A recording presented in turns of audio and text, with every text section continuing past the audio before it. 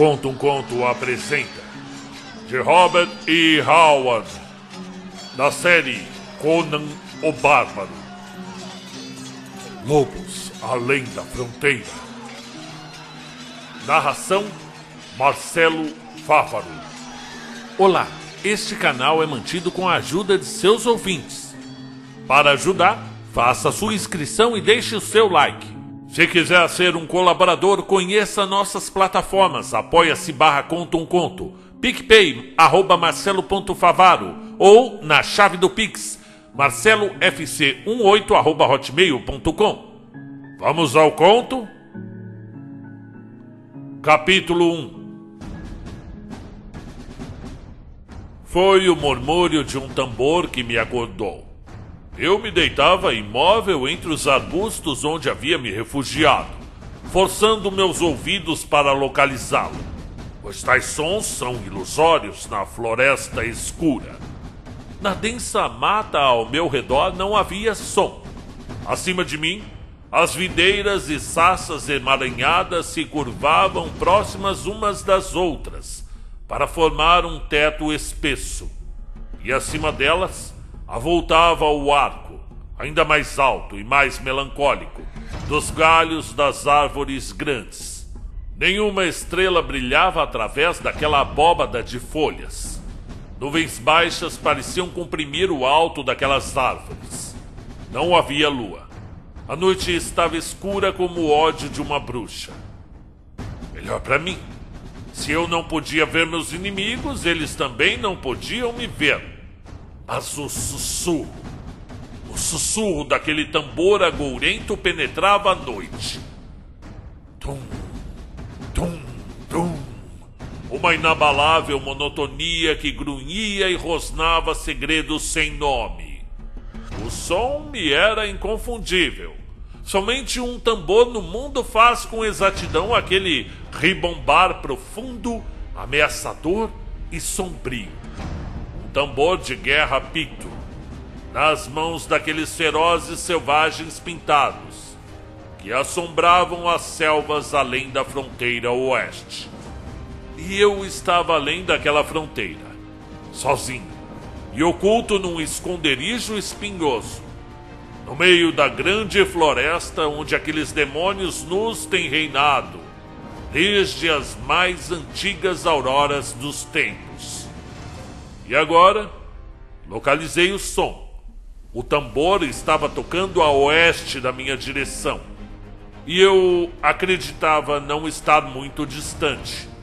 Rapidamente apertei meu cinto, firmei o machado de guerra e a faca entre as bainhas enfeitadas com contas, estiquei a corda do meu arco pesado e me certifiquei de que minha aljava estava em seu lugar, no meu quadril esquerdo, tateando com meus dedos na total escuridão. E então me arrastei da mata fechada e fui cautelosamente em direção ao som do tambor. Eu não acreditava que aquilo particularmente me preocupasse. Se os homens da floresta me descobrissem, sua descoberta seria anunciada por uma súbita facada em minha garganta, não por um tambor soando à distância. Mas o pulsar do tambor de guerra tinha um significado que nenhum patrulheiro da floresta poderia ignorar. Era um aviso e uma ameaça. Uma promessa de ruína para aqueles invasores de pele branca, cujas cabanas solitárias e clareiras abertas por machados ameaçavam a solidão imemorial da selva. Aquilo significava fogo e tortura. Flechas flamejantes caindo como estrelas cadentes pela escuridão, e o machado vermelho rangendo dentro dos crânios de homens, mulheres e crianças. Deste modo, segui através da escuridão da floresta, apalpando delicadamente por entre os enormes troncos das árvores, às vezes até engatinhando, e de vez em quando com meu coração na garganta, quando um réptil me roçava o rosto ou minha mão que tateava. Pois há enormes serpentes nessa floresta, as quais às vezes me penduram dos galhos pela cauda e então apanham suas presas. Mas as criaturas que vi eram mais terríveis que qualquer serpente, e à medida que o tambor ficava mais alto, eu seguia tão cautelosamente quanto se pisasse em espadas desembainhadas. Logo vislumbrei uma fraca luz vermelha entre as árvores e ouvi um murmúrio de vozes bárbaras, misturado com o rosnar do tambor.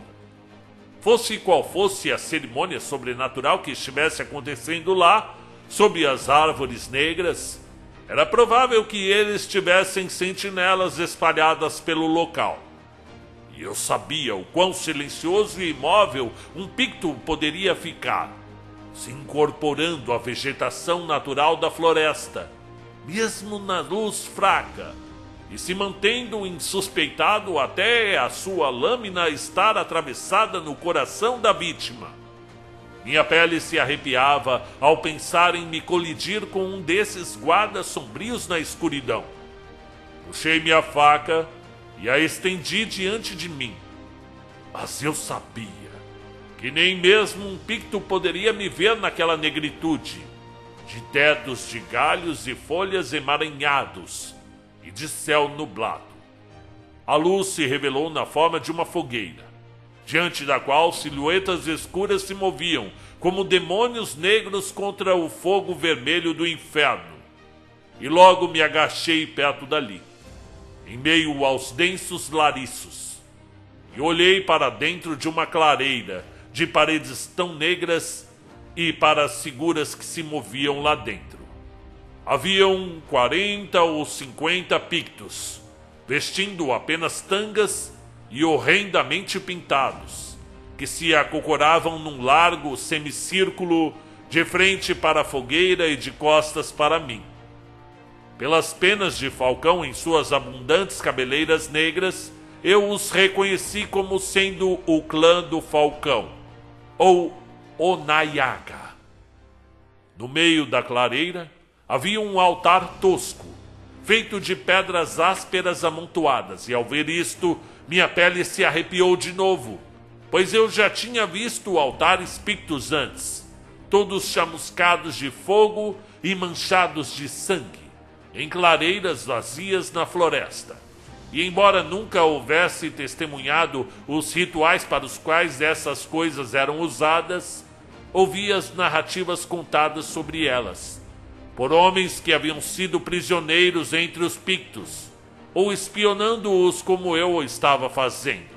Um xamã emplumado estava dançando entre a fogueira e o altar. Uma dança lenta e com pés arrastados, indescritivelmente grotesca, a qual fazia suas plumas balançarem e se inclinarem ao seu redor. Suas feições estavam ocultas por uma sorridente máscara escarlate, que parecia o rosto de um demônio da floresta.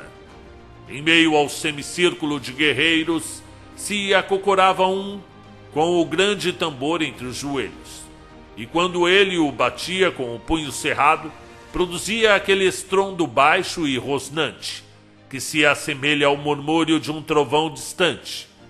Entre os guerreiros e o xamã que dançava, havia um que não era picto, pois ele era alto como eu, e sua pele era clara à luz da fogueira.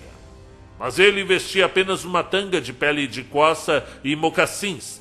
Seu corpo estava pintado e havia uma pena de falcão em seu cabelo. De modo que, percebi que ele devia ser um liguriano, um daqueles selvagens de pele clara que moram em pequenos clãs na grande floresta, geralmente em guerra com os pictos, mas às vezes em paz e até aliado a eles. Suas peles são brancas, como as dos aquilonianos. Os pictos também são uma raça branca, pois não são negros, marrons nem amarelados, mas têm os olhos e os cabelos negros, e a pele escura. E nem eles nem os ligurianos são chamados de brancos pelo povo da fronteira oeste, mas só chama assim a um homem de sangue iboriano.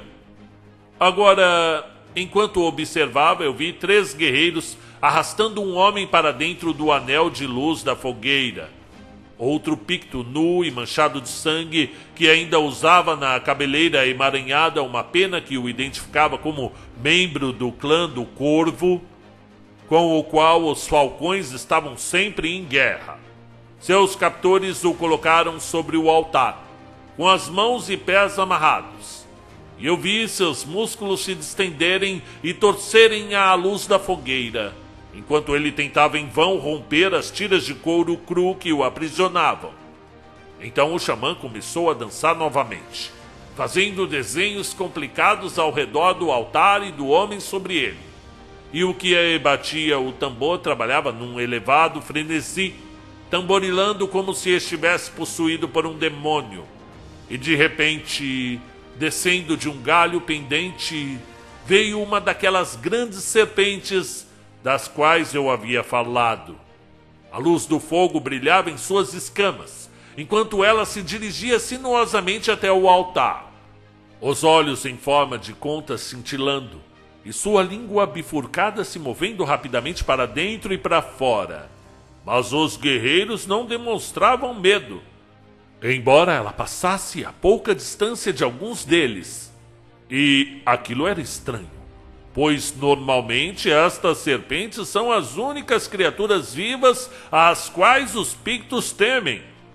O monstro ergueu a cabeça sobre o pescoço curvado, acima do altar, e ele e o xamã encararam um ao outro, através do corpo prostrado do prisioneiro. O xamã dançava contorcendo o corpo e os braços, movendo mal os pés, e à medida que dançava, a grande serpente dançava com ele, se entrelaçando e balançando como que hipnotizada. E da máscara do xamã se ergueu um estranho lamento, que estremeceu como o vento soprando pelos juncos secos ao longo dos pântanos marinhos. E devagar, o grande réptil se erguia cada vez mais e começou a fazer curvas sobre o altar e o homem em cima deste, até o corpo do homem ficar escondido sob seus anéis tremuluzentes, e somente a sua cabeça ficar visível, com aquela outra cabeça terrível balançando logo acima. O guincho do xamã se ergueu a um tom de triunfo infernal, e ele lançou algo dentro da fogueira. Uma grande nuvem verde de fumaça se elevou e rolou ao redor do altar, de modo que quase ocultou o par sobre ele, deixando seus contornos indistintos e ilusórios. Mas em meio àquela nuvem, vi um terrível retorcer e mudar. Seus contornos se dissolviam e fundiam horrivelmente, e por um momento eu não conseguia dizer quem era a serpente e quem era o homem. Um suspiro estremecido percorreu os pictos reunidos, como um vento gemendo através de galhos noturnos. E então a fumaça clareou, e homem e serpente jaziam flácidos.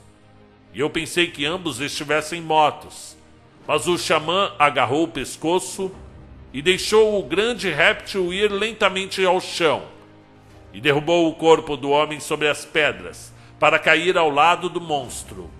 E finalmente cortou as cordas de couro cru que amarravam pulsos e tornozelos.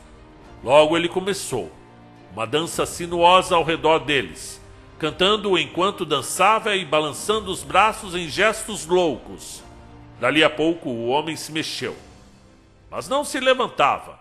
Sua cabeça balançava de um lado ao outro, e eu via sua língua se mover rapidamente para fora e novamente para dentro. E por Mitra, ele começou a se retorcer para longe do fogo, se contorcendo sobre o ventre, como uma cobra rastejando. E a serpente foi subitamente sacudida por convulsões. Curvada o pescoço, se erguia até quase o seu comprimento e depois caía para trás, anel sobre anel, e se erguia novamente em vão, horrivelmente, como um homem tentando se levantar, ficar em pé e andar ereto após ser privado dos membros. O uivo selvagem dos pictos sacudia a noite. Tive náuseas no local onde eu me agachava, por entre as moitas, e fiz força para não vomitar. Agora eu entendi o significado dessa horrível cerimônia. Eu ouvira histórias sobre ela, através da obscura e primordial feitiçaria, que brotava e florescia das profundezas dessa floresta primitiva. Aquele xamã pintado havia transferido a alma de um inimigo capturado para o repugnante corpo de uma serpente. Era a vingança de um demônio, e o grito dos pictos loucos por sangue era como o brado de todos os demônios do inferno. E as vítimas se contorciam em angústia lado a lado, o homem e a serpente, até uma espada reluzir na mão do xamã e ambas as cabeças caírem juntas. E pelos deuses, foi o tronco da serpente que só fez tremer e sacudir um pouco, para depois jazer imóvel. E o corpo do homem que rolou, se emaranhou e debateu como uma serpente decapitada. Uma tontura e fraqueza mortal tomaram conta de mim, pois qual homem poderia assistir tal diabolismo com indiferença? E estes selvagens pintados, lambuzados com pintura de guerra, uivando em atitude de triunfo sobre o fim medonho de um rival, não me pareciam nada humanos, mas demônios repugnantes do mundo, para os quais matar é um direito e um dever. O xamã se ergueu de um pulo e olhou para o anel de guerreiros, e arrancando a máscara, ergueu a cabeça e uivou como um lobo. E quando a luz da fogueira lhe iluminou o rosto, eu o reconheci, e com aquele reconhecimento, todo o horror e repulsa deram lugar a uma fúria vermelha. E todo o pensamento de perigo pessoal e lembrança de minha missão, a qual era minha obrigação principal, desapareceu. Pois o xamã era o velho Teianoga, dos Falcões do Sul, que havia queimado vivo meu amigo John, filho de Galter. Na ânsia de meu ódio, agi quase instintivamente. Levantei o meu arco, encaixei uma flecha e atirei. Tudo num instante. A luz da fogueira era precária, mas a distância não era tão grande. E nós, da fronteira oeste, vivemos pelo esticado arco. O velho Teianoga berrou feito um gato e cambaleou para trás.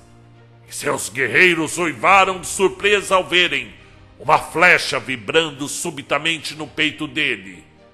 O guerreiro alto, de pele clara, girou, e pela primeira vez eu vi o seu rosto. E por mitra, era um homem branco. O horrível choque daquela surpresa me deixou paralisado por um momento, e quase me arruinou, pois os pictos imediatamente se levantaram e correram para dentro da floresta, como panteras, em busca do inimigo que disparou a flecha. Havia alcançado a primeira orla de arbustos quando deixei de lado meu êxtase de surpresa e horror. Me ergui de um pulo e saí correndo na escuridão, mergulhando e me esquivando entre as árvores, as quais eu evitava mais por instinto que por qualquer outra coisa, pois estava escuro como nunca.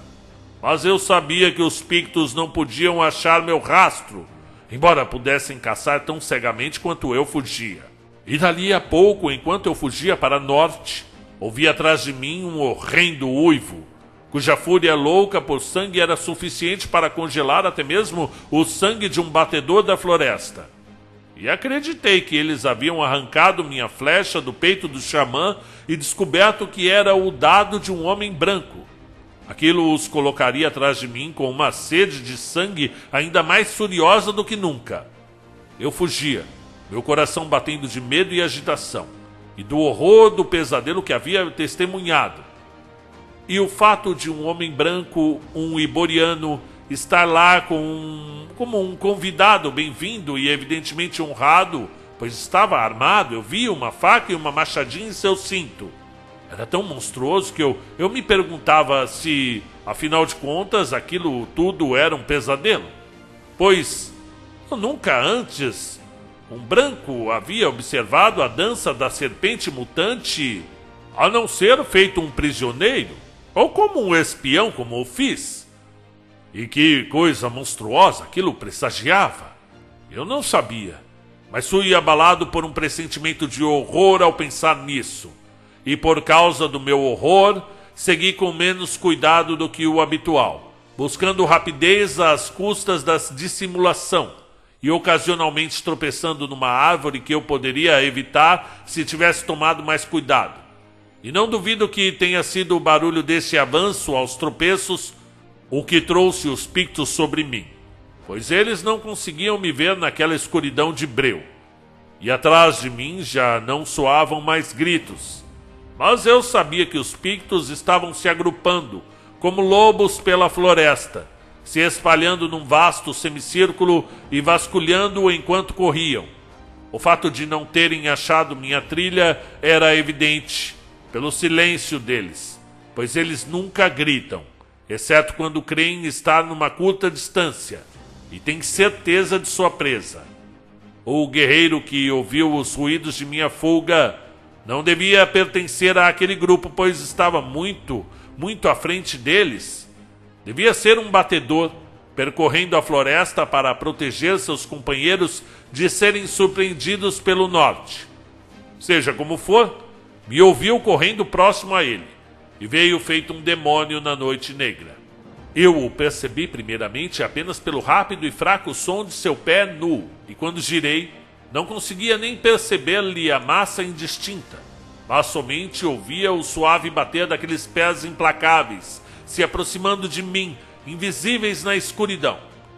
Eles enxergavam como gatos no escuro, e eu sei que ele viu bem o bastante para me localizar, embora eu, sem dúvida, fosse apenas uma mancha negra na vasta escuridão.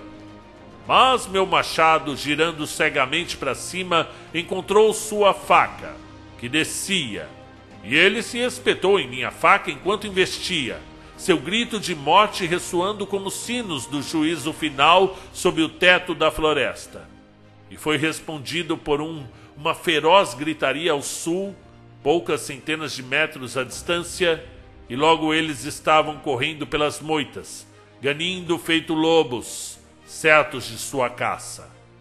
Eu corri seriamente agora, abandonando totalmente a furtividade em prol da velocidade, e confiando à sorte que eu não espatifaria meus miolos num tronco dessas árvores das trevas. Mas aqui a floresta se abria um pouco. Não havia vegetação rasteira, e algo quase como luz se infiltrava pelos galhos, pois as nuvens estavam se afastando um pouco. E, através dessa floresta, fugi como uma alma penada perseguida por demônios, ouvindo os gritos, a princípio cada vez mais altos num triunfo sangrento, e depois se aguçando com fúria e ódio à medida que ficavam mais fracos e diminuíam atrás de mim, pois numa corrida direta, nenhum Picto consegue igualar as pernas de um batedor branco da floresta. Os riscos temerários era o de que ali houvesse outros batedores e grupos de guerra à minha frente, os quais pudessem me cortar, ouvindo minha fuga. Mas era um risco que eu tinha de correr. Mas nenhuma figura pintada apareceu como um fantasma das sombras diante de mim. E logo, através da vegetação espessa que indicava a proximidade de uma enseada, vi um bruxulear através das árvores lá na minha frente, e percebi que era a luz do forte Kiwanyara, o posto mais meridional de Shohira. Capítulo 2. Talvez antes de continuar com esta crônica dos anos sangrentos, seja melhor dar uma explicação sobre mim mesmo e a razão pela qual atravessei a selva Picta à noite, sozinho. Eu sou Gault, filho de Hagar. Nasci na província de Conajohara, mas quando eu tinha 10 anos de idade, os Pictos atravessaram o Rio Negro e atacaram o forte Tusselan. Mataram todos lá dentro, exceto um homem, e expulsaram todos os colonos da província para o leste do Rio Trovão. Conajohara se tornou novamente parte da selva, povoada apenas por feras e homens selvagens. O povo de Conajohara se espalhou por toda a fronteira oeste em Shohira, Konawaga ou Oriskauni. Mas muitos deles foram para o sul e se instalaram perto do forte Tandara, um posto isolado do rio do Cavalo de Guerra. A minha família estava entre os últimos. Lá foram mais tarde incorporados por outros colonos, para os quais as províncias mais velhas estavam muito cheias, e logo se desenvolveu lá a região conhecida como a Província Livre de Tandara, porque ela não era como as outras províncias. Terras dadas pelo rei a grandes lordes a leste das fronteiras e instaladas por eles, mas talhadas na selva pelos próprios colonizadores, sem a ajuda da nobreza aquiloniana. Não pagávamos taxas a barão algum. Nosso governante não era indicado por nenhum lorde, mas nós mesmos o escolhíamos, do nosso povo, e ele era responsável apenas ao rei. Nós mesmos equipávamos e construíamos nossos fortes, e nos sustentávamos na guerra ou na paz. E Mitra sabe que a guerra era algo constante, pois nunca houve paz entre nós. E nossos ferozes vizinhos, os panteras selvagens, crocodilos ou outras tribos de pictos. Mas nós prosperávamos e raramente perguntávamos o que acontecia a leste das fronteiras, no reino de onde os nossos antepassados haviam chegado. Contudo, eventos na Aquilônia finalmente nos alcançaram na selva. Vieram notícias de uma guerra civil e de um lutador que se insurgiu para arrebatar o trono da antiga dinastia. E fagulhas daquela revolução incendiaram a fronteira, colocando vizinho contra vizinho, irmão contra irmão. E foi porque cavaleiros em seu aço reluzente estavam lutando e matando nas planícies da Aquilônia que eu corria sozinho pela extensão da selva que separava Tandara de Shohira, com notícias que poderiam mudar consideravelmente o destino de toda a fronteira oeste. O forte Kiauniara era um pequeno posto, uma fortaleza quadrada, feita com troncos de árvores como paliçada, na margem da enseada da Faca. Vi sua bandeira ondulando contra o rosa pálido do céu da manhã e percebi que apenas a bandeira da província pairava ali. O estandarte real, que deveria estar sobre ela, exibindo a serpente dourada, não estava em evidência. Aquilo poderia significar muito ou nada. Nós, da fronteira, não damos muita importância à delicadeza e meticulosidade de costumes e etiquetas, que tanto significam para os cavaleiros além das fronteiras. Atravessei a enseada da Faca no início do amanhecer, andando com dificuldade pelos bancos de areia, e fui parado por um guarda do outro lado, um homem alto, que vestia as curtidas peles de gamo de um patrulheiro da floresta. Quando ele soube que eu era de Tandara... Mitra, disse ele, seu assunto deve ser urgente, para você cruzar a selva ao invés de tomar a estrada mais longa. Tandara era separado das outras províncias, como eu havia dito, e a pequena selva ficava entre ele e as fronteiras moçonianas. Todavia, uma estrada segura corria através dela para dentro das fronteiras, e de lá para outras províncias. Mas era um caminho longo e tedioso. Então, ele perguntou por notícias de Tandara, mas eu disse a ele que sabia pouco sobre os últimos acontecimentos, tendo acabado de retornar de uma longa exploração dentro da região dos Lontras, o que era mentira. Mas eu não tinha como saber a bandeira política de Shohira, e não estava disposto a revelar a minha própria até que eu soubesse. Então perguntei a ele se Hakon, filho de Strom, estava no forte Kiauniara. E ele me disse que o homem a quem eu procurava não estava no forte, mas na cidade de Shondara, a qual ficava algumas milhas a leste do forte. Espero que Tandara se pronuncie a favor de Conan, ele disse praguejando, pois lhe digo honestamente que esse é o nosso caráter político. E é minha maldita sorte que me deixa aqui com um punhado de patrulheiros que vigia a fronteira contra os pictos invasores. Eu daria meu arco e camisa de caça para estar com o seu exército, que se encontra agora mesmo em Teniteia, na enseada de Ogarra, esperando o furioso ataque dos brocas de Thoth com seus malditos renegados. Eu não falei nada, mas estava pasmado.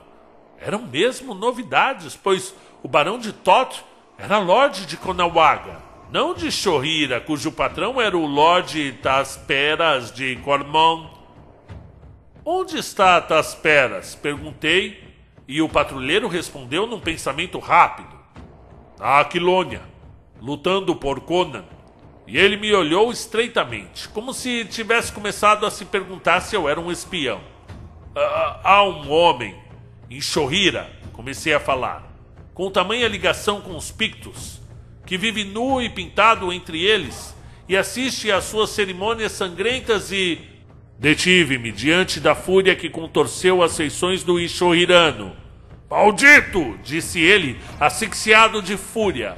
O que pretende vindo aqui nos insultar desse modo? De modo e de fato... Chamar um homem de renegado era o mais terrível insulto que poderia ser feito ao longo da fronteira oeste, embora eu não o tenha pretendido. Mas vi que o homem ignorava qualquer coisa a respeito do renegado que eu vira, e então, não desejando emitir informações, simplesmente disse a ele que não havia entendido o que eu quis dizer. Eu entendi bem o bastante, disse ele tremendo de ira. Mas pela sua pele morena e o sotaque do sul, acho que você é um espião vindo de Konawaga. Mas espião ou não, você não pode insultar os homens de Shohira dessa forma. Se eu não tivesse no meu dever militar, largaria meu cinto de armas ao chão e lhe mostraria os modos dos homens que geramos em Shohira. Não, briga. Eu não quero briga, disse eu. Mas eu estou indo para Shondara, onde não será difícil você me encontrar se quiser. Estarei lá dentro em pouco, ele disse sombriamente. Sou Storm, filho de Gorm, e eles me conhecem em Shohira. Eu o deixei percorrendo seu posto ao longo da margem, e agarrando os cabos da faca e do machado como se ansioso em acertar a lâmina em minha cabeça. E saí dando uma enorme volta longe do pequeno forte, para evitar outros batedores ou vigias, pois, nesses tempos agitados, a suspeita de que eu fosse um espião poderia cair facilmente sobre mim. Não este Storm, filho de Gorm, estava começando a ter tais pensamentos em seu cérebro obtuso, quando estes foram varridos por seu ressentimento pessoal, ao qual ele confundiu com um insulto. E, tendo se desentendido comigo, seu senso de honra não o permitiria me prender, na suspeita de que eu fosse um espião, mesmo que ele tivesse pensado nisso. Em tempos comuns, ninguém pensaria em deter ou fazer perguntas a um homem que cruzava a fronteira. Mas tudo agora era um louco turbilhão, e deveria ser, se o dono de Konawaga estava invadindo os domínios de seus vizinhos. A floresta havia sido desmatada ao redor do forte por umas poucas centenas de metros a cada lado, formando uma sólida muralha verde. Permaneci dentro dessa muralha, quando contornei a clareira artificial, e não encontrei ninguém, mesmo enquanto cruzava vários caminhos que levavam ao forte. Evitei clareiras e fazendas. Segui para o leste, e o sol ainda não estava alto no céu, quando avistei os tetos de Shondara. A floresta só chegava a uns 800 metros de distância da cidade, a qual era bonita e para uma povoação da fronteira, com casas simples e elegantes, quase todas feitas de toras retangulares, algumas pintadas, mas também algumas de estrutura refinada, o que é algo que não temos em Tandara. Mas não havia fosso nem paliçada ao redor da povoação, o que me era estranho, pois nós, de Tandara, construímos nossas moradias tanto para a defesa quanto para o abrigo, embora lá não haja uma povoação ao redor da província. mas cada cabana é como se fosse um pequeno forte. À direita da povoação se erguia um forte, em meio a uma campina, com fosso e paliçada, um pouco maior que o forte que o Aniara. Mas poucas cabeças eu vi se mexendo sobre o parapeito, tanto com capacete quanto com gorro. Somente o desfraldado falcão alado de Shohira era açoitado pelo vento no estandarte. E me perguntei por quê. Se Shohira estava ao lado de Conan, não ergueu a bandeira que ele havia escolhido, o leão dourado num fundo preto, o estandarte do regimento que ele comandara como general mercenário da Aquilônia. À esquerda, no limite da floresta, vi uma grande casa de pedra, situada entre jardins e pomares, e notei que era a propriedade de Lord Valerian, o mais rico dono de terras de Shohira Ocidental. Nunca tinha visto o homem, mas sabia que ele era rico e poderoso. Mas agora o palácio, como era chamado, parecia abandonado. A cidade também parecia curiosamente abandonada, pelo menos de homens, embora lá houvesse muitas mulheres e crianças, e me parecesse que os homens haviam reunido suas famílias aqui por segurança. Vi poucos homens robustos. Enquanto eu subia as ruas, vários olhos me acompanhavam com desconfiança, mas ninguém falava, exceto para responder brevemente às minhas perguntas. Na taverna, somente uns poucos velhos e aleijados se reuniam ao redor das mesas, todas manchadas de cerveja, e conversavam em voz baixa. Toda a conversa parou quando apareci na entrada, em minhas gastas peles de gamo, e todos se viraram para me encarar, silenciosamente. O silêncio foi ainda maior quando perguntei por Hakon, filho de Strong, e o dono da estalagem me contou que Hakon havia cavalgado para Tenítea, logo após o nascer do sol, para onde o exército estava acampado, mas não voltaria logo. Então, faminto e cansado, comi uma refeição naquela taverna, ciente daqueles olhos interrogativos fixos em mim. Depois me deitei num canto, sobre uma pele de urso que o estalajadeiro trouxe para mim, e dormi. E eu dormia quando Hakon, filho de Strong, retornou, quase ao pôr do sol. Era um homem alto, de membros longos e ombros largos, como a maioria dos moradores das terras ocidentais, vestido com uma camisa de caça de pele de gamo, e perneiras e mocassins com franjas, feito eu. Meia dúzia de guardas estava com ele, e se sentaram a uma mesa próxima à porta e observaram a ele e a mim, sobre as beiradas de seus odres de cerveja. Quando eu disse o meu nome e lhe falei que tinha algo para lhe contar, ele me olhou firmemente e me mandou sentar com ele numa mesa no canto, onde o meu anfitrião nos trouxe cerveja espumante em odres de couro. Não chegou nenhuma notícia através do local sobre os assuntos em Tandara? Perguntei. Nada de concreto, só rumores. Muito bem, eu disse. Trago notícias de Brant, filho de Drago, governador de Tandara, e do Conselho de Capitães. E por este sinal você saberá que sou um homem leal. E assim, mergulhei meu dedo na cerveja espumante e com ele desenhei um símbolo na mesa, ao qual imediatamente apaguei. Ele assentiu com a cabeça, os olhos brilhando de interesse. Esta é a notícia que lhe trago, eu disse. Tandara se pronunciou a favor de Conan e está pronta para ajudar os amigos dele a enfrentar seus inimigos. Diante disso, ele sorriu alegremente e apertou calorosamente minha mão marrom com os próprios dedos ásperos. Que bom! Ele exclamou. Mas não é mais do que eu esperava. Qual homem em Tandara poderia esquecer Conan? Eu disse. Não, eu era apenas uma criança em Conajohara, mas lembro quando ele era patrulheiro da floresta e um batedor lá.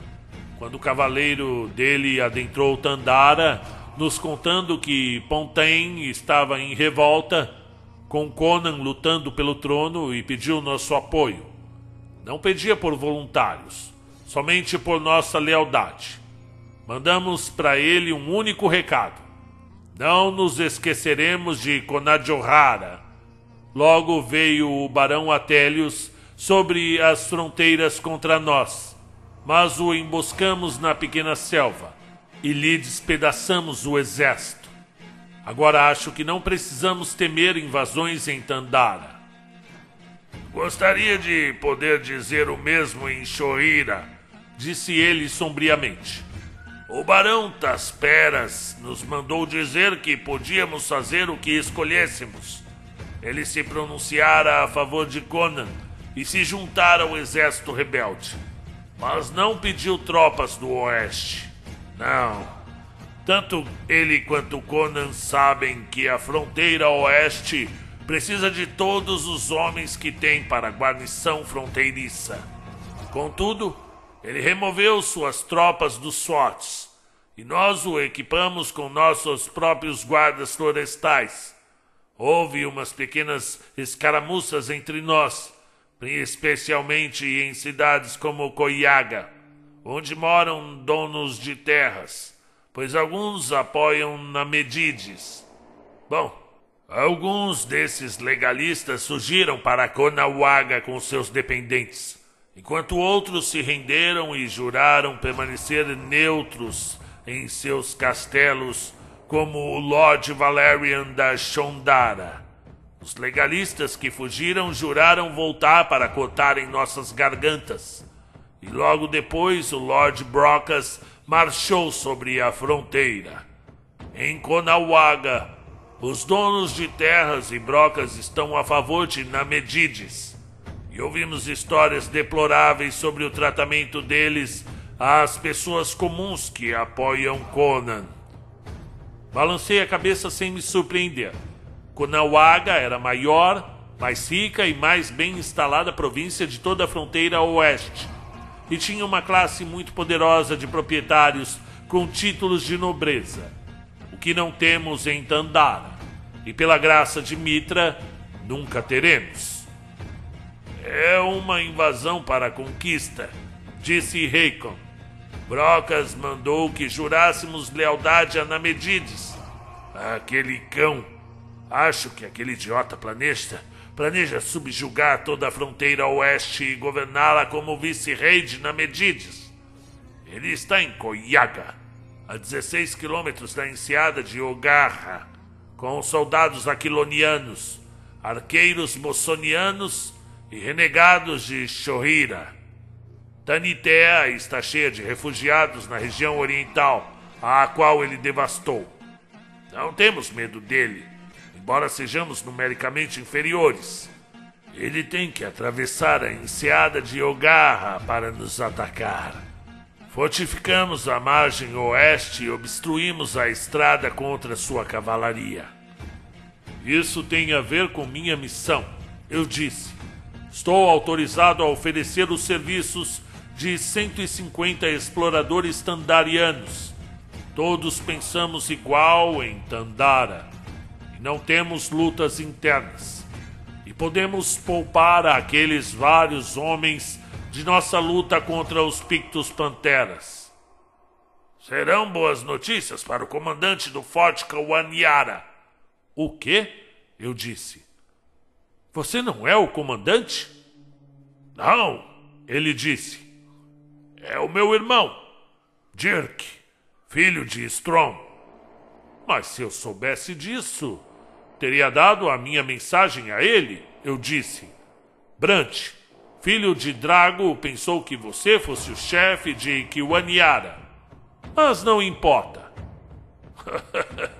Outro odre de cerveja, disse Hakon. E partiremos para o forte, a fim de que Dirk ouça suas notícias em primeira mão.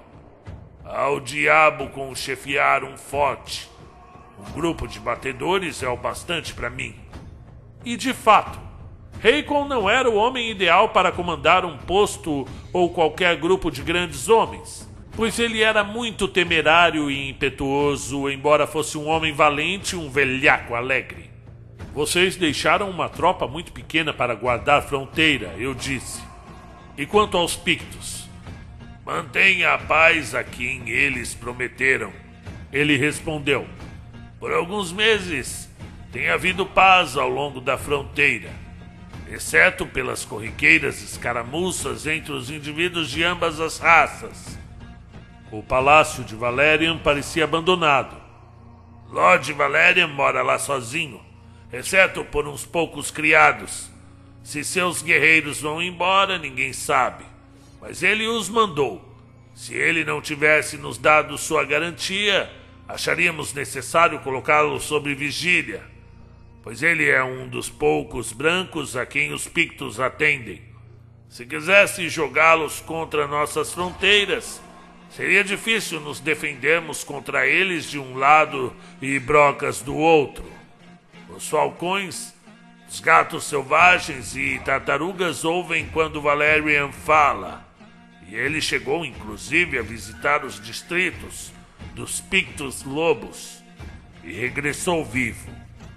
Ah, mas se aquilo era verdade, era realmente estranho, pois todos os homens conheciam a ferocidade da grande confederação de clãs aliados, conhecida como Tribo do Lobo, que vivia a oeste, além dos territórios de caça das 3 tribos menores que ele mencionara. Geralmente, eles se mantêm afastados da fronteira, mas o ódio dele sempre foi uma ameaça ao longo das fronteiras de Shorira. Hakon ergueu a vista, quando um homem alto, usando calças, botas e um manto escarlate, adentrou na taverna. Aí está Lord Valerian, ele disse. Olhei fixamente, me sobressaltei e instantaneamente me levantei. Este homem? Exclamei. Eu vi esse homem na noite passada, além da fronteira, num acampamento dos falcões, assistindo à dança da serpente mutante. Valerian me ouviu e girou rapidamente pálido. Seus olhos faiscaram como os de uma pantera. Hakon também se levantou rapidamente. O que está dizendo? Ele gritou. Lord Valerian deu sua palavra. Não me importa, exclamei ferozmente, caminhando para frente até confrontar o nobre alto. Eu o vi, enquanto me deitava entre os lariços. Esse rosto aquilino é inconfundível. Digo-lhe que ele estava lá, nu e pintado como um picto. Oh, está mentindo, seu maldito! Gritou Valerian, lançando o manto para um lado e agarrando o cabo da espada. Mas antes que ele pudesse desembainhá-la, eu o agarrei e o derrubei ao chão, onde ele agarrou minha garganta com ambas as mãos, blasfemando como um louco. Então houve um rápido bater de pés, e os homens estavam nos separando, agarrando firmemente o meu lorde, que estava pálido e ofegante de fúria, ainda agarrando o lenço do meu pescoço, o qual havia sido arrancado durante a luta. Soltem seus cães! Ele rugiu. Tirem suas mãos camponesas de mim! Eu vou partir esse mentiroso até o queixo. Não é mentira, eu disse com mais calma. Eu estava deitado no lariço noite passada e vi quando o velho Teianoga tirou a alma do corpo de um chefe dos corvos e a enfiou no de uma serpente das árvores. Foi minha flecha que derrubou o xamã. Eu vi você lá. Você, um homem nobre, nu, pintado, acolhido como um verdadeiro membro do clã. Se isso for verdade, Hakon começou a dizer. É verdade. Aí está a prova, exclamei. Olhe no peito dele. Seu casaco e camisa haviam sido rasgados na luta. E lá, fosco em seu peito nu, estava visível o contorno da caveira branca, a qual os pictos só pintam quando pretendem guerrear contra os brancos. Ele havia tentado lavá-la de sua pele, mas a pintura picta deixa as manchas fortes. Desarmem-no, disse Hakon, pálido até os lábios. Me dê meu lenço do pescoço, exigi. Mas ele cuspiu em mim e enfiou o lenço na camisa. Quando ele for devolvido a você, estará amarrado no laço de uma forca, ao redor do seu pescoço rebelde. Ele rosnou. Raycon parecia indeciso. Vamos levá-lo ao forte, eu disse. Deixem-no sob a guarda de um comandante. Não foi com boas intenções que ele participou da dança da serpente. Aqueles pictos estavam pintados para uma batalha. Esse símbolo em seu peito significa que ele pretendia participar da guerra para a qual dançavam. Mas, grande Mitra, isto é inacreditável! Exclamou Raycon. Um homem branco, soltando aqueles demônios pintados sobre seus amigos e vizinhos. Meu lord nada disse. Estava lá, entre os homens que agarravam seus braços, lívido, seus lábios finos virados para trás, mostrando os dentes, mas todo o inferno brilhava como fogo amarelo em seus olhos, nos quais eu parecia sentir luzes de loucura. Mas Raycon estava hesitante. Ele não ousava soltar Valerian, mas temia o efeito que poderia causar no povo se este visse o Lorde sendo levado como prisioneiro para o forte. Vão perguntar o motivo, ele argumentou. E quando souberem que ele está negociando com os Pictos na pintura de guerra deles, podem ficar em pânico. Vamos trancá-lo na prisão, até que possamos trazer Dirk para cá, a fim de interrogá-lo. É perigoso se comprometer com uma situação como esta, respondi francamente. Mas é você quem decide. Você está no comando aqui. Então levamos o Lorde para fora, através da Porta Negra, e já escurecendo àquela hora, chegamos à prisão sem sermos notados pelo povo, que em sua maioria já estava de fato dentro de casa. A prisão era pequena e feita de troncos, um pouco afastada da cidade, com 4 celas, e apenas uma ocupada, esta por um velhaco gordo que havia sido preso na noite anterior por embriaguez e brigar na rua. Ele arregalou os olhos ao ver o nosso prisioneiro. Lord Valerian não disse uma só palavra, enquanto Raycon trancava a porta gradeada sobre ele e designava um dos homens para montar guarda.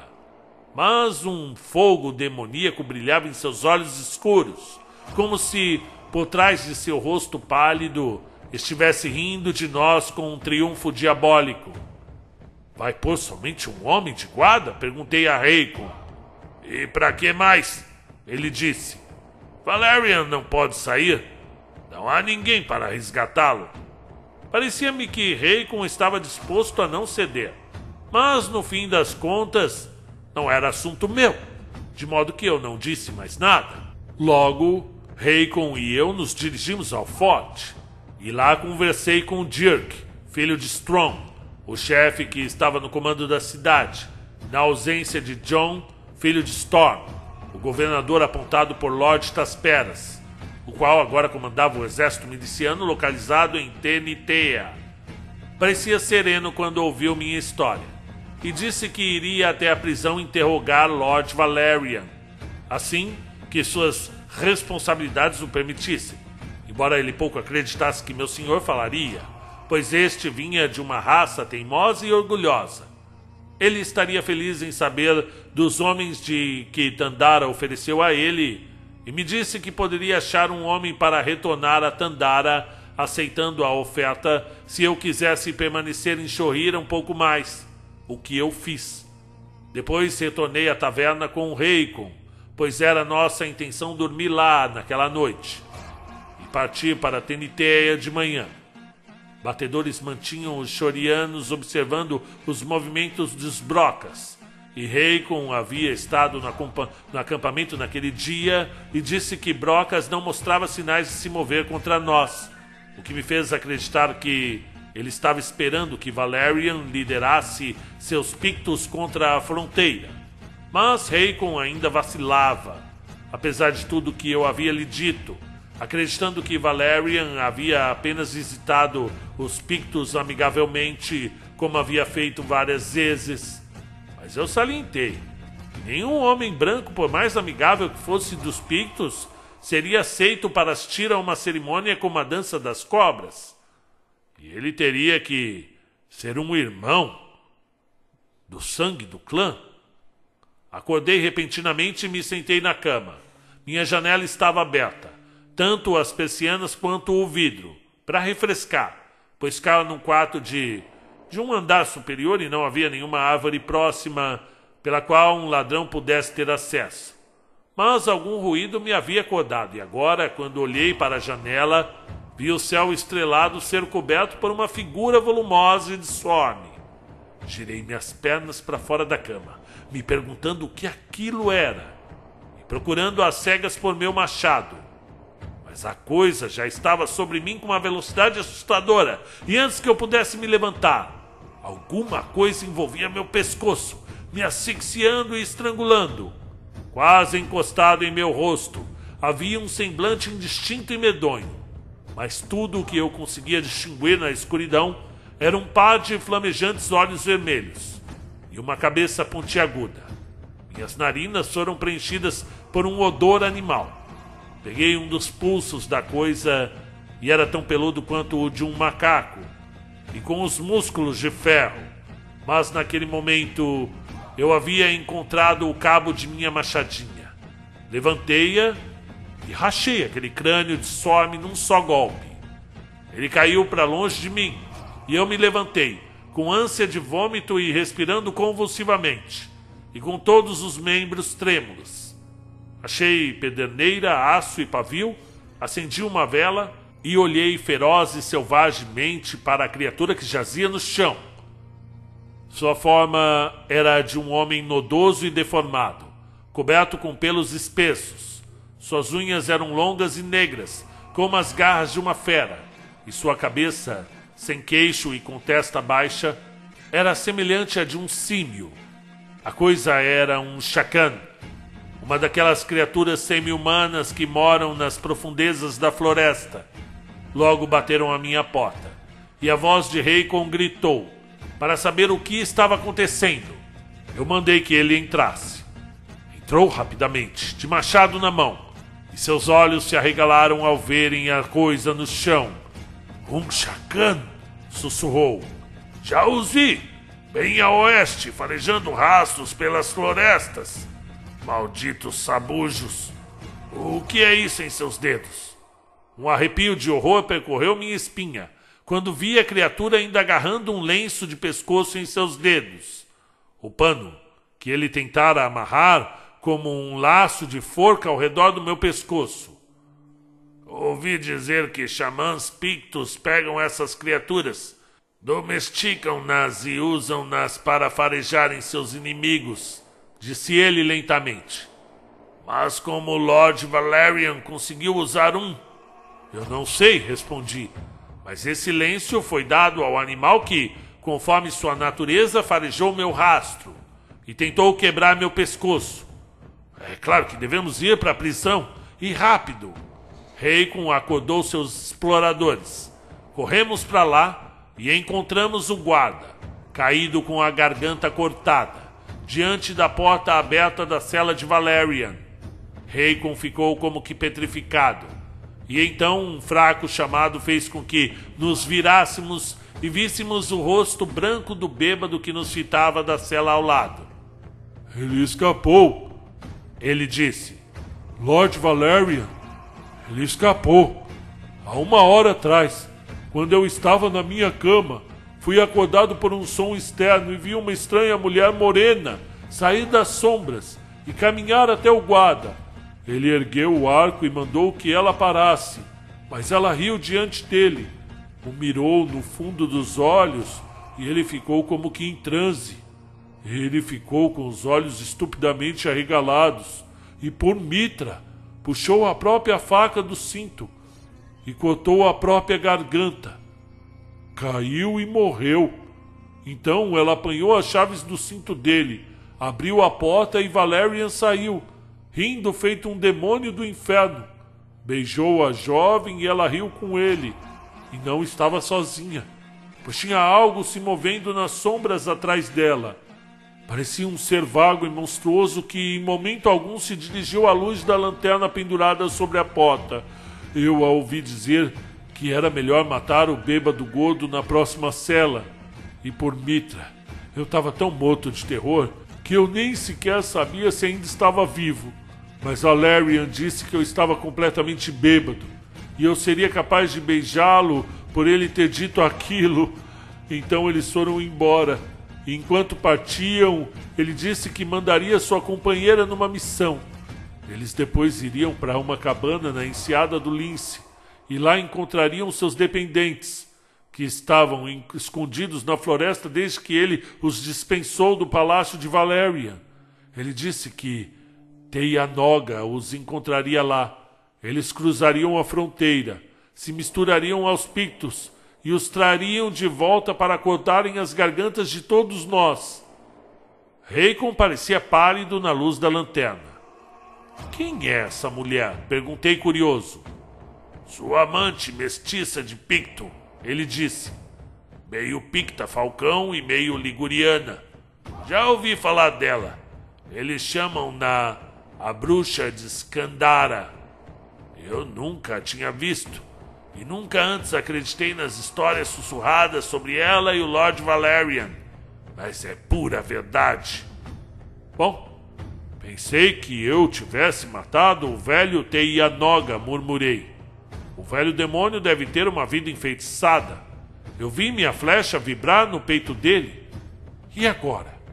Agora, temos que ir à cabana na enseada do Lince e matar todo mundo lá, disse Reikon. Se soltarem os Pictos na fronteira, pagaremos muito caro. Não podemos utilizar homens do forte ou da cidade. Somos suficientes. Eu não sei quantos homens estarão na enseada do Lince, mas não me importo. Vamos atacá-los de surpresa. Partimos imediatamente à luz das estrelas. A terra estava em silêncio e as luzes piscavam fracamente nas casas. Para o oeste avultava a Floresta Negra, silenciosa, primordial, uma ameaça meditativa para quem a desafiasse. Seguimos em fila única, os arcos preparados em nossas mãos esquerdas e machados balançando nas direitas. Nossos mocassins não faziam ruído na grama molhada de orvalho. Desaparecemos dentro da mata e encontramos uma trilha que serpenteava entre carvalhos e amieiros. Aqui, nos separamos a uma distância de uns 4,5 metros uns dos outros. Reikon ia na frente, e dentro em pouco mergulhamos numa depressão coberta de capim. E vimos a luz se filtrar levemente nas rachaduras, que cobriam a janela de uma cabana. Reikon nos parou e sussurrou, para que os homens esperassem, enquanto nos arrastávamos para frente e espionávamos. Seguimos furtivamente para diante e surpreendemos a sentinela, um renegado Shoriano, que teria ouvido nossa aproximação furtiva, se não fosse o vinho do seu hálito. Nunca esquecerei o feroz assobio de satisfação que soprou entre os dentes cerrados de Reikon, quando ele enfiou a faca no coração do patife. Deixamos o corpo escondido na exuberante grama alta, subimos à própria parede da cabana e nos aventuramos a olhar por uma fresta. Lá estava Valerian, com os olhos ferozes faiscando, e uma jovem escura, de beleza selvagem, usando uma tanga de pele de coça e mocassins enfeitados com pérolas, e com o cabelo brilhante amarrado atrás por uma faixa dourada, com inscrições estranhas. E lá havia meia dúzia de renegados shorianos, velhacos taciturnos, usando calças de lã e casacos de fazendeiros, com sabres em seus cintos. 3 patrulheiros da floresta, homens de aspecto feroz usando calças de couro, e meia dúzia de guardas ganderlandeses, homens de constituição firme, com cabelos amarelos de corte reto e em capacetes de aço, couraças de cota de malha e caneleiras polidas. Usavam espadas e adagas nos cintos. Homens de cabelos amarelos, com pele clara, olhos de aço e um sotaque que diferia grandemente dos nativos da fronteira oeste. Eram lutadores fortes, impiedosos e bem disciplinados, e muito apreciados como militares entre os donos de terra da fronteira. Ouvíamos todos lá conversarem e rirem. Valerian se gabando de sua fuga e jurando que havia mandado um visitante para aquele maldito Tandariano, que deveria se manter em seus próprios assuntos. Os renegados, taciturnos, praguejando e amaldiçoando seus antigos amigos, os patrulheiros da floresta, silenciosos e atentos, os ganderlandeses despreocupados e joviais, cuja jovialidade mal disfarçava sua natureza totalmente impiedosa. E a garota mestiça, a quem chamavam Kuahada, ria e brincava com Valerian, o qual parecia terrivelmente entretido. Raycon tremia de fúria, enquanto o ouvíamos se gabar de como pretendia instigar os Pictos e liderá-los pela fronteira para atacarem os Ishorianos pelas costas, enquanto Brocas atacava de Koyaga. E então ouvimos leves passadas e nos apertamos contra a parede. Vimos a porta aberta e 7 Pictos pintados, figuras horrorizantes em tinta e penas. Eram guiados pelo velho Teianoga, cujos músculos peitorais estavam enfaixados. E então percebi que minha seta havia apenas se cravado naqueles músculos compactos. E me perguntei se aquele velho demônio era mesmo um lobisomem, que não poderia ser morto pelas armas dos mortais, como ele se gabava e muitos acreditavam. Estávamos próximos dali, Raycon e eu, e ouvi Teianoga dizer que os falcões, gatos selvagens e tartarugas não ousariam atacar a fronteira adentro, a menos que uma aliança com os poderosos lobos pudesse ser selada, pois eles temiam que os lobos devastassem a região deles, enquanto lutavam contra os Ishorianos. Teianoga disse que as 3 tribos menores encontraram os lobos às margens do Pântano do Fantasma, para uma assembleia, e que os lobos aguardariam o conselho do feiticeiro do Pântano. E então, Valerian disse que iriam ao Pântano do Fantasma, ver se não conseguiriam convencer o feiticeiro a induzir os lobos a se juntarem aos outros. E diante disso, Raycon me disse para me arrastar de volta e buscar os outros. Eu percebi que estava em sua mente que deveríamos atacar. Estávamos em desvantagem numérica, mas eu estava tão inflamado pelo plano infame que havia executado que fiquei tão impaciente quanto ele. Me movi furtivamente de volta e trouxe os outros. E assim que nos ouviu chegar, ele se ergueu de um pulo e correu até a porta para arrombá-la com seu machado de guerra. Ao mesmo tempo, outros de nós entraram impetuosamente pelas persianas e lançamos flechas para dentro da sala, derrubando alguns e ateando fogo na cabana. Estavam confusos e não tentaram defender a cabana. As velas estavam derrubadas e se apagaram, mas o fogo emprestou uma fraca incandescência. Atravessaram correndo a porta, e alguns foram mortos ali mesmo, e outros no corpo a corpo conosco. Mas dentro em pouco, todos fugiram para dentro da mata, exceto aqueles que matamos, ganderlandeses, renegados e pictos pintados. Mas Valerian e a garota ainda estavam na cabana. Eles então avançaram. Ela riu e arremessou no chão algo que explodiu e nos cegou com uma fumaça desagradável, através da qual escaparam. Todos os outros homens, exceto 4, haviam sido mortos na luta desesperada. Mas começamos instantaneamente uma perseguição, mandando um de nossos feridos de volta para avisar a cidade. O caminho levava para dentro da selva. Seguimos em lutas e escaramuças. Matamos vários outros. Logo, todos os nossos homens estavam mortos, exceto Raycon e eu. Rastreamos Valerian pela fronteira e para dentro de um acampamento de tribos de guerra, próximo ao Pântano do Fantasma, onde os chefes iriam consultar o feiticeiro, o xamã pré-picto.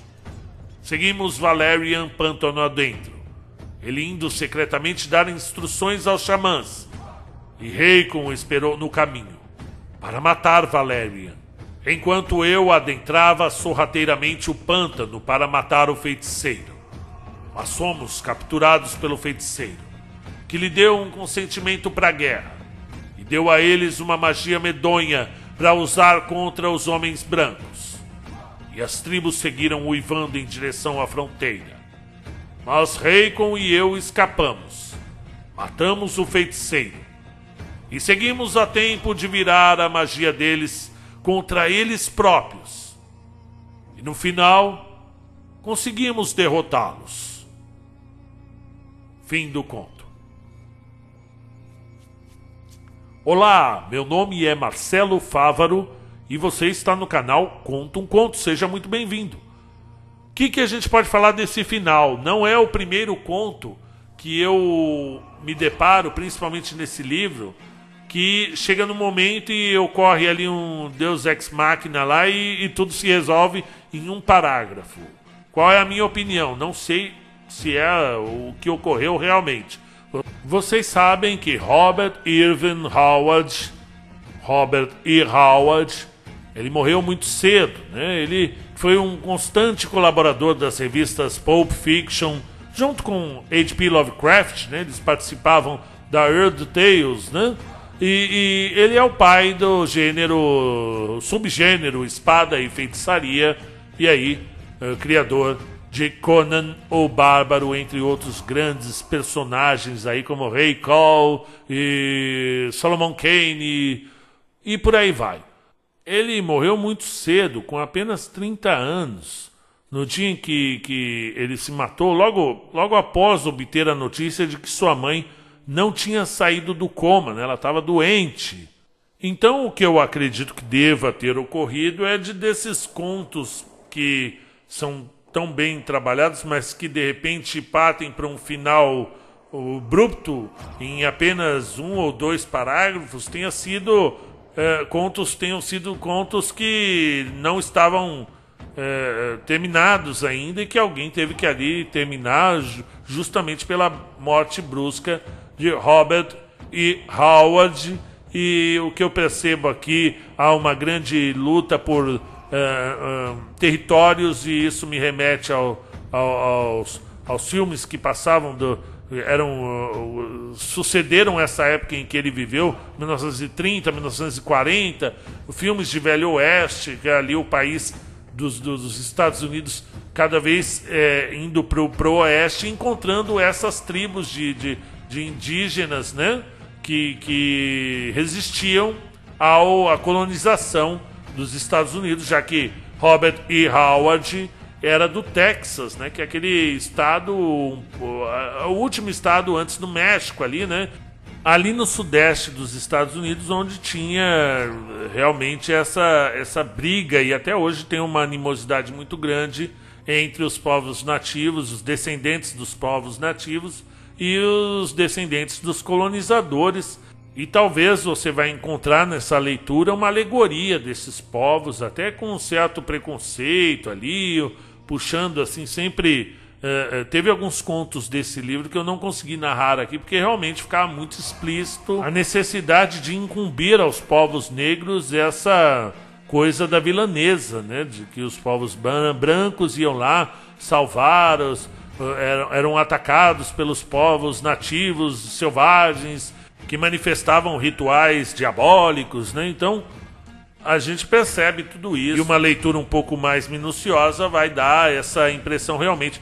A gente sabe que Robert E. Howard era um grande amigo um amigo de correspondências de Howard Phillips Lovecraft, que também manifestava em seus textos essa fobia por povos de outras etnias. Então eu acredito assim que sim, é uma grande obra. Eu acho muito interessante a obra do Robert E. Howard.